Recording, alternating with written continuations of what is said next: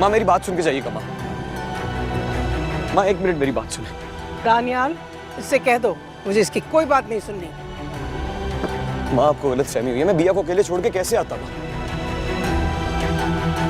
माँ अपने वली की बात नहीं सुनेंगी आप। माँ गलतफहमी हुई है आपको, बिया अकेली थी। माँ बात नहीं करना चाहती, पहले ही बहुत परेशान है, मत तक। माँ मेरी बात सुनो, आपकी रुसवाई का सोच भी नहीं सकता वली। माँ मैं उसे अकेला छोड़ के कैसे आता? मेरी बात सुने माँ। माँ आपको बेइज्जत करने का कैसे सोच सकता हूँ मैं? माँ माँ माँ माँ माँ बिया को अकेला छोड़ के कैसे आता मैं? मजबूर था मैं।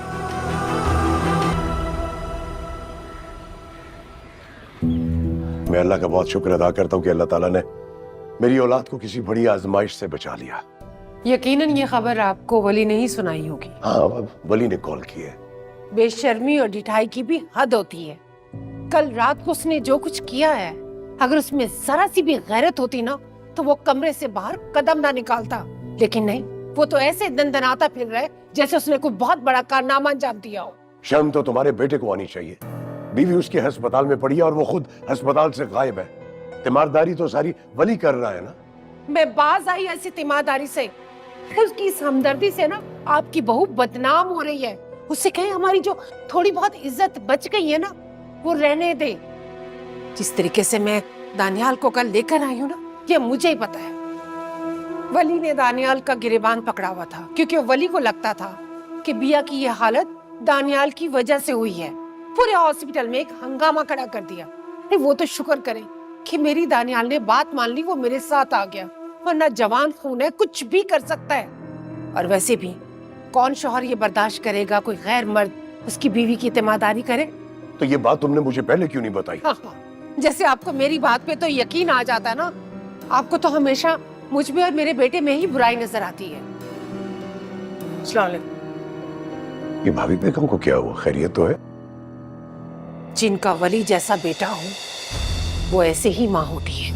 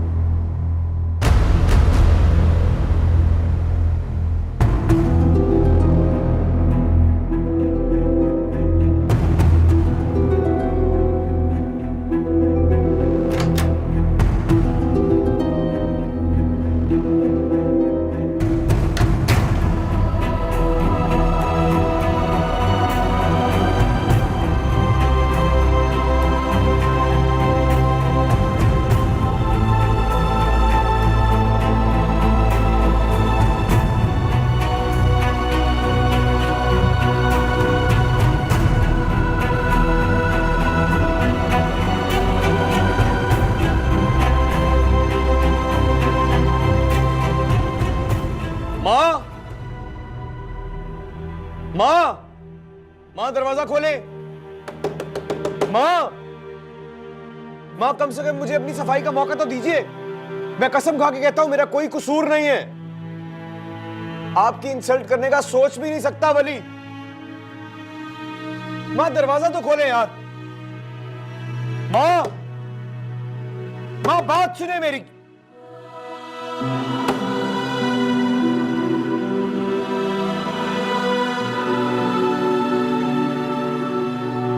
चाचा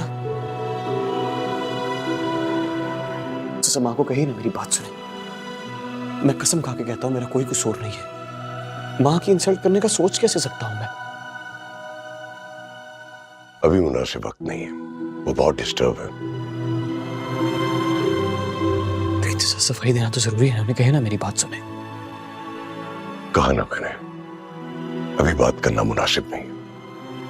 मैं खुद बात करूंगा उनसे। अभी तुम आओ मेरे साथ। आओ शाबाश, आओ।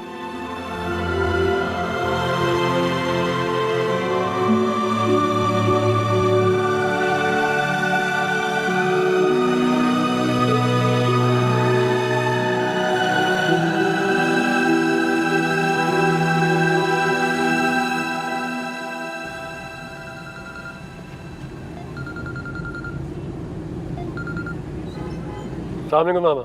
दानियाल, भाभी बेगम और वली के दरमियान कुछ हुआ है क्या? अरे ये पूछिए कि क्या नहीं हुआ है। अच्छा, मुझे भी तो बताओ, आखिर हुआ क्या है? बस एक लावा था जो आज फट गया। ताईजान ने सबके सामने वली के मुंह पर थप्पड़ मारा और क्या करारा थप्पड़ मारा। मेरे दिल को सुकून आ गया। अच्छा ठीक है, तुम एक काम करो, तुम बिया के पास ही रहना और मैं भी शाम में चक्कर लगाने की कोशिश करूंगी। और सुनो, बिया को यह हरगिज मत बताना कि वो अपना बच्चा खो चुकी है, वरना बर्दाश्त नहीं कर पाएगी। ओके। भाभी बेगम से मिला है, क्या कह रही थी? काफी डिस्टर्ब है, अभी उनसे बात नहीं हो सकी, तो उनका जरा ख्याल रखना। जाहिर है, तकलीफ भी तो बहुत बड़ी है ना। भाभी बेगम को भी तो पता चले ना जग घसाई की तकलीफ क्या होती है। और वली कहाँ? अपने कमरे में, उसे खाने वाने का पूछ लेने दो। मैं ऑफिस जा रहा हूँ, मैंने एक जरूरी मीटिंग कॉल की है।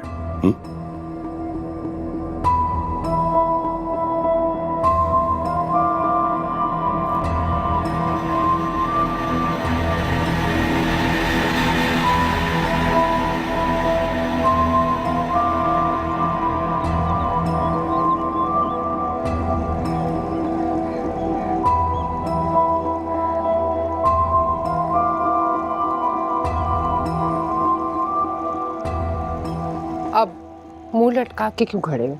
इसका क्या फायदा? क्या हो? अब आपने भी मुझे कोई लेक्चर देना है क्या? लेक्चर उन्हें दिया जाता है जो गलत हो। मुझे तुमसे यह उम्मीद नहीं थी। तुम्हारा तरीकेकार कुछ नामुनासिब था और भाभी जान की तो मुझे समझ ही नहीं आई। क्या मतलब है आपका? अगर मैं ये कहूं कि तुम्हारे साथ जो ज्यादती हुई है मुझे बहुत दुख हुआ है, तो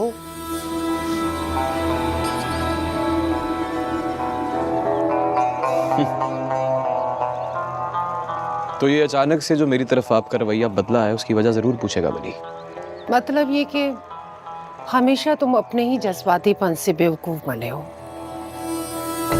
चाहे वो बिया जैसी शातिर लड़की के हाथों या भाभी बेगम के हाथों। उन दोनों औरतों ने तुम्हें बेवकूफ बनाया और खुद सुकून से बैठी रही। सच, मुझे बड़ा ही अफसोस हुआ तुम पर। मुझे लगता है आप भूल गई हैं। मैं वही वली हूं जिसे बचपन से लेके आज तक आप एक ही बात बार बार याद दिलाती रही हैं कि मेरी रगों में नीच खून है। भूल गई आप? मैं जानती हूँ तुम्हारे साथ वाकई बहुत ज्यादती हुई है। मुझ समेत सभी ने तुम्हें बहुत कुछ कहा, तुम्हारी माँ के किरदार को लेकर, उसके प्रोफेशन को लेकर। लेकिन भाभी बेगम ने क्या किया? वो तो ये सब तमाशा देखती रही ना। अगर वो हमें शटअप कॉल दे देती तो ऐसा नहीं होता। वो तो खामोशी से खड़ी हुई सब कुछ देखती रही। ऐसा कुछ नहीं है। ऐसे ही है, वरना निकाह वाले दिन भाभी बेगम को इतना ओवर रिएक्ट नहीं करना चाहिए था, क्योंकि वो तो तुम पर हुक्मरानी करना चाहती है। वो तुम्हें अपना गुलाम समझती है। उन्होंने तो तुम्हें पाला ही इस मकसद के लिए ताकि तुम पर सिर्फ और सिर्फ हुक्म चला सके। बस!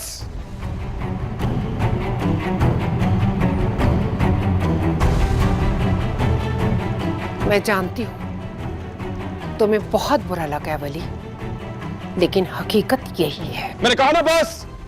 इसे आगे एक लफ्ज भी मत बोलिएगा चाची, वरना मेरे और आपके बीच ये जो फर्जी सा रिश्ता है ना, इसका पास रखना भूल जाऊंगा मैं। तुम्हारा यही जज्बातीपन वली तुम्हें ले डूबेगा। पछताओगे तुम एक दिन, पछताओगे।